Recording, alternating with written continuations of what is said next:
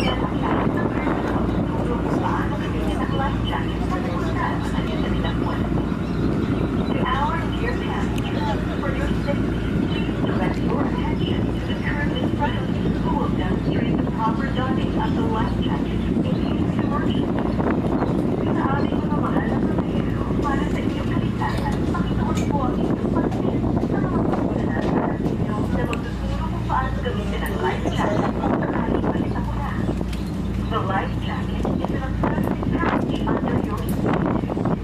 When the situation calls for it, slip it over your head.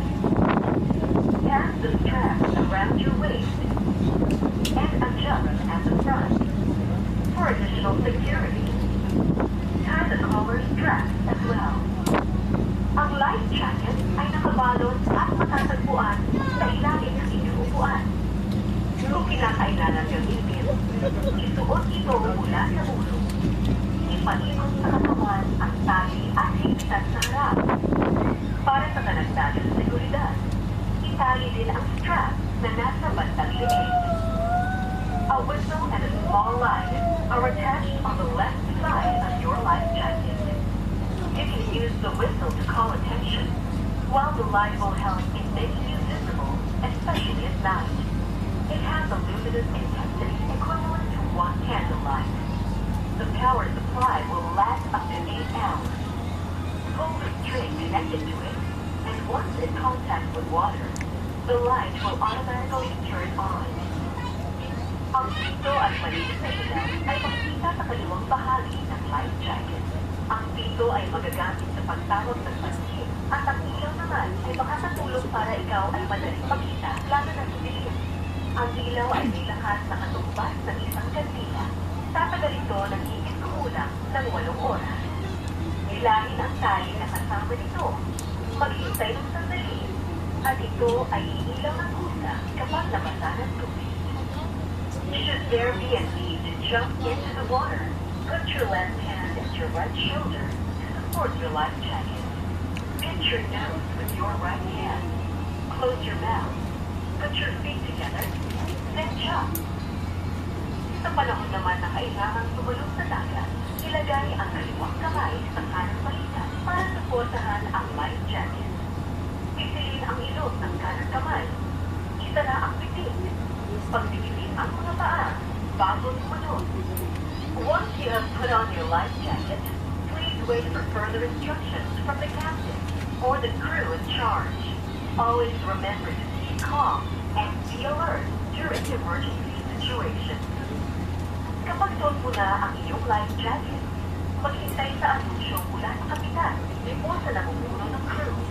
Paalala lang po sa lahat na palagi po tayong maging mahinahon at alerto sa panahon ng sakuna. If you have any questions, please don't hesitate to ask any of our crew members. Kung kayo ay may katanungan, huwag mag-atubiling tawagin ang pansin ng aming crew.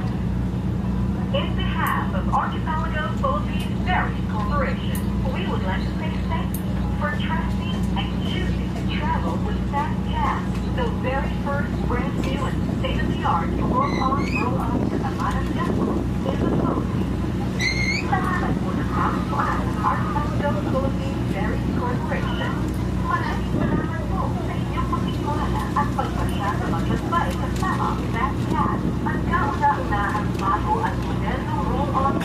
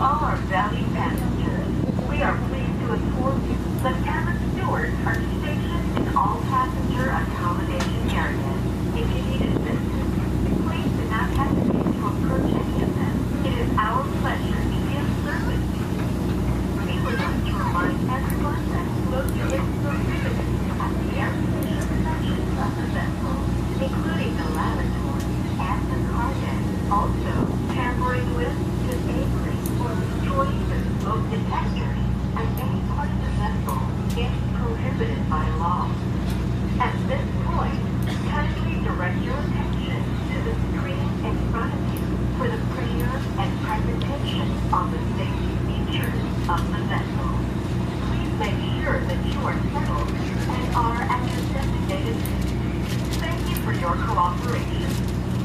Magandang araw sa minamahal naming pasahero. Ikinagagalak po namin ipaalam sa inyo na ang mga cabin steward ay nakaasabay sa lahat ng lugar ng mga pasahero. Kung kayo po ay may kailangan, huwag mag-atubili sa aming atensyon sa inyo. Hanggang at ikatutuwa po namin magbigay sa ticket sa inyo. Paalala lamang po sa lahat na ang panindigan ninyo ay mahigpit na ipinagbabawal sa loob ng air-conditioned na lugar ng barko, sa mga palikuran at kung saan nakaparada ang mga sasakyan. Ang pakikialam na walang pagsusunod o pagsisira ng mga smoke detectors sa loob ng barko ay ipinagbabawal ng mata. Sa pagkakataong ito, inoon po ang inyong